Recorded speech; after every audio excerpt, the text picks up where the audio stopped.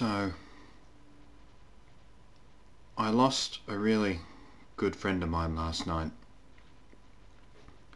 Oh, he didn't die. He's just really good at hide and seek. So, I know I'm going on about the same subject again, and I do have other stuff to talk about. I've got a little list of stuff that I'm going to do in future vids. Again, I've been cruising around on YouTube for the past couple of hours, and this stuff is fresh in my mind, so I'm going to talk about it. Further tips for YouTube users. Additional ways to get noticed, gain popularity.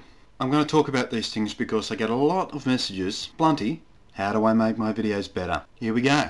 Do a video reply to another popular video that you like or appreciate. Now when I say this, I don't mean just add any old video of yours to the video response box. I mean deliberately make a video that talks about the other video, makes fun of it, does a spoof, doesn't matter. Make it relevant, make it amusing, make it entertaining. Apparently having an interesting accent is another way to get noticed. I've got so many messages talking about my Australian accent. Another option, make a video that is so bad or so controversial that people can't resist commenting. There are a couple of YouTubers that are on the most commented list that are doing this. And if you watch those most commented videos, you know who I'm talking about. If one of the first things you say in your video is, I don't know what to talk about, but you probably shouldn't be making a video. The most important thing when making a video is to have something to talk about. Otherwise it's just you sitting in front of the camera talking about boring ass crap.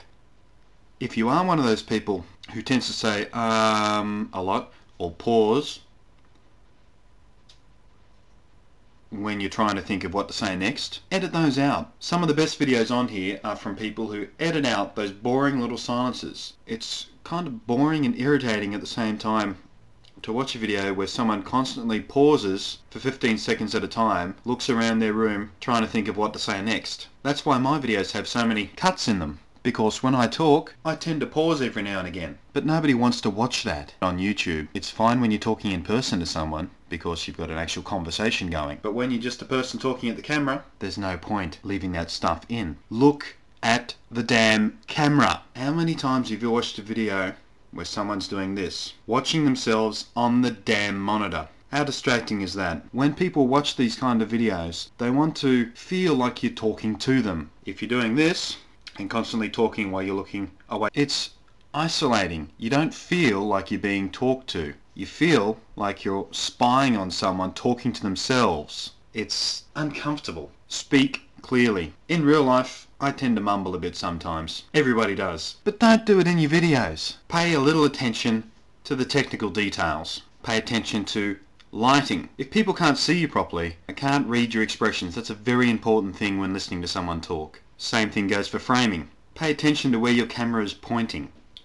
Okay? Sound quality is another issue. There are settings on your computer to adjust the sensitivity of the mic. If it's really soft, bump it up a bit. If it's bleeding out at the top, pull it down a bit. If your camera has got a crappy microphone or you have a crappy microphone, spend a few dollars and get a halfway decent one. It doesn't have to be perfect. I mean, I'm using the microphone built into my camera. It sounds okay. You can hear me properly. You know, it doesn't have to be a studio quality recording, just so long as people can hear you properly without having to pump up the damn speakers, listen through a bunch of static, or have to turn it down so far because you're peaking out the microphone. If you're using a handheld mic, don't hold it directly underneath your nose, because every time you breathe you get that little popping sound. It's just not good to listen to. People who upload photographic slideshows to YouTube. Now I'm talking about the people who just upload a video full of photos.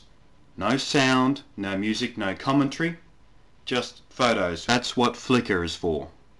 If you really want to do a video slideshow of your photos, your friends, family, vacation, whatever, put some music to it, put some commentary to it, edit it in an interesting way. Use your video software to do a few wipes, fades, dissolves, I don't care.